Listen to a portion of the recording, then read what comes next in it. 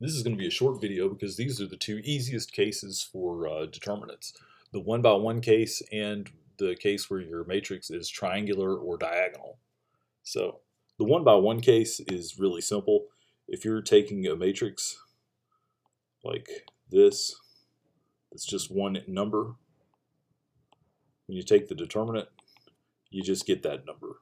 So nothing to it really. Now, triangular and diagonal matrices, we've got to define what those are. If with the square matrix, the entries A11, A22, and so on, those make up the main diagonal. So in other words, if you have, 1, 2, 3, 4, 5, 6, 7, 8, 9, that is your matrix. The main diagonal is just these guys here. So that's the main diagonal. And I'm going to do these out of order. A diagonal matrix is one that has all zeros except possibly on the main diagonal. So like an identity matrix is a diagonal matrix. An upper triangular is one where all the non-zero entries are above the main diagonal. So this guy right here is upper triangular because all of its non-zero entries are either on the main diagonal or above it. And this guy down here is lower triangular. Maybe I should write that.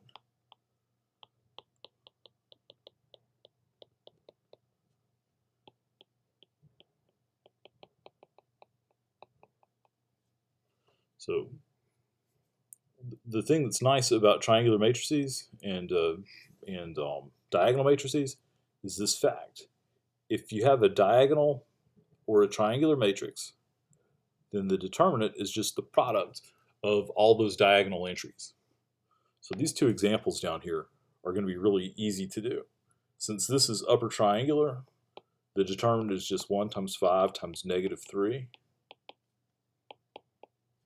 And this one, this is a 4 by 4. We haven't seen how to do those yet, but since it's triangular, we can do it.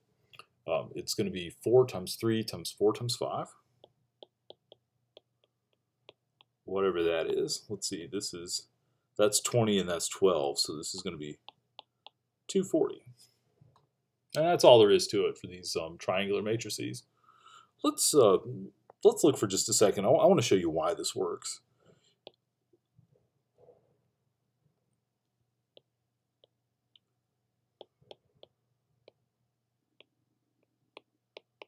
If we were to take that top matrix, which I've copied pretty terribly there, if we were to take that and then use the method we learned before,